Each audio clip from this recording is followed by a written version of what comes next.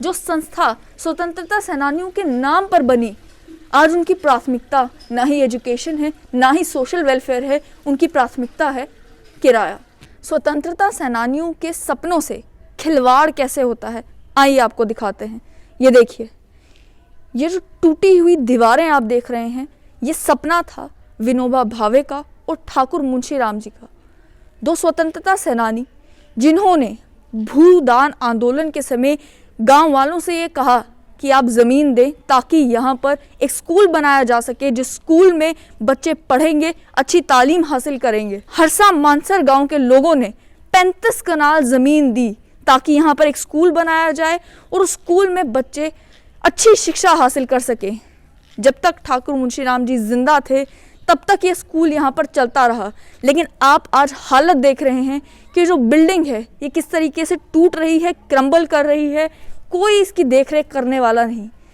यहाँ के निवासियों का ये कहना है कि ये बिल्डिंग अब जिस संस्था के पास है वो संस्था यहाँ से किराया वसूल करती है और उसके बाद बिल्कुल इस बिल्डिंग को नज़रअंदाज कर देती है। जो सपना था जिसके लिए गांव के लोगों ने यहाँ पर 35 कनाल ज़मीन दी थी कि यहाँ पर स्कूल चले, वो सपना उसी समय टूट गया जिस समय ठाकुर मुंशीराम जी का देहांत हो गया। 1967 में ठाकुर मुंशीराम जी का देहांत हुआ।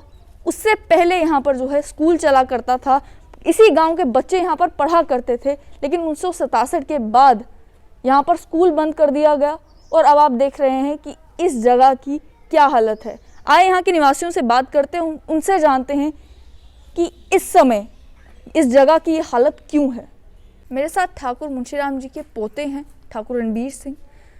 आप मुझे बताएं कि ये स्कूल जो है किस समय शुरू हुआ था, किस साल में शुरू हुआ था? ये स्कूल कम से कम 1952 में बना होगा। मैं स्कूल में पढ़ता था, पाँचवीं क्लास में जहाँ स्कूल पर पढ़ा हूँ। मेरा 1957 का जन्म है, तो मेरे से पहले ही बना होगा, कोई 5-6 साल पहले। हमारी बहनें भी पढ़ती थी, हमारे गांव के वासी कम से कम जहाँ 300-400 बच्चा पढ़ता था। जब मेरे फादर की डेथ हो गई, ग्रैंड फादर की देहांत हो गया, उसके बाद जो सरपंच है, जो संस्था थी, उन्होंने ना कोई इसको पूछा। ये खंडर हुआ है, ये स्कूल खंडर हो गया है। क्या जिस समय स्कूल बनाया गया था उस समय इस पूरे गांव में कोई और स्कूल नहीं था, और अब क्या कोई और स्कूल है?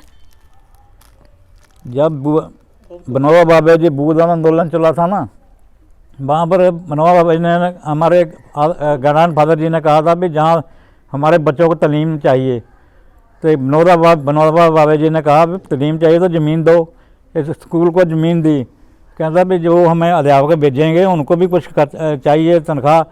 उस टाइम से जो आती लेडीज आती थी, अपने अध्यापक आती थी, अध्यापक होती थी, वहाँ पर 4-5 लड़कियाँ आई थी, कोई देहरादून से थी, कोई जलंधर से थी, कोई लखनऊ थे। वहाँ पर 300-400 रुपया उनकी तनख्वाह होती थी। पर हमारे ग्रैंड फादर जी उनका जो होता है, जो खर्चा कम होता है, जब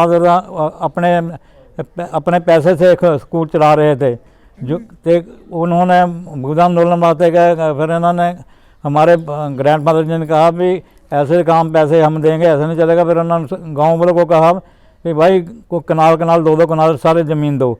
हमारे गांव की 900 बीघा ज़मीन है, उन्होंने कोई किसी ने कनाल दी, किसी ने 2 कनाल दी। और हमारे जो ग्रैंड फादर कहते अपने ठाकुर जी तुम हमारी ज़मीन ले रहे हो, आप कितनी दोगे?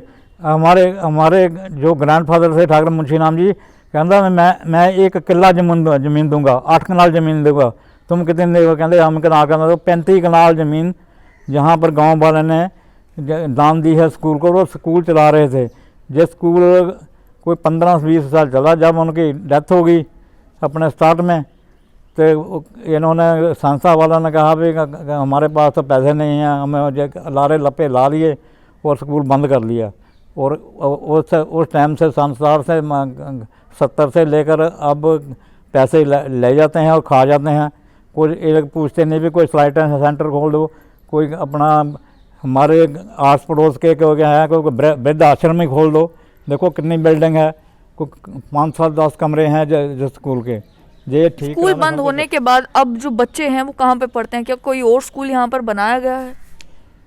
जब ये संस्था बंद हो गई तो फिर सरकारी स्कूल, वो तो बाद सरकारी स्कूल खुलने हो गए। पहले कोई सरकारी स्कूल नहीं था, जो इन्होंने स्कूल खोलिया है ये अपना संस्था बनाई इन्होंने पूरे हिंदुस्तान में भी अपने स्कूल खोलो। साढ़े भी इन्होंने गांधी स्मारक निधि तनीम का अगे बोर्ड लग्या, हुण हौली हौली बोर्ड भी लाते इन्होंने, तो एक बस किराए पर चाढ़ता।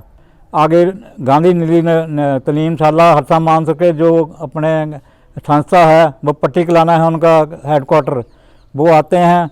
35 कनाल ज़मीन है, उसका कम से कम कोई लाख रुपया हर साल ठेका मिलता है, ठेके पर दी हुई है। आते हैं, ना किसी सरपंच से मिलते हैं ना किसी गांव वाले से मिलते हैं।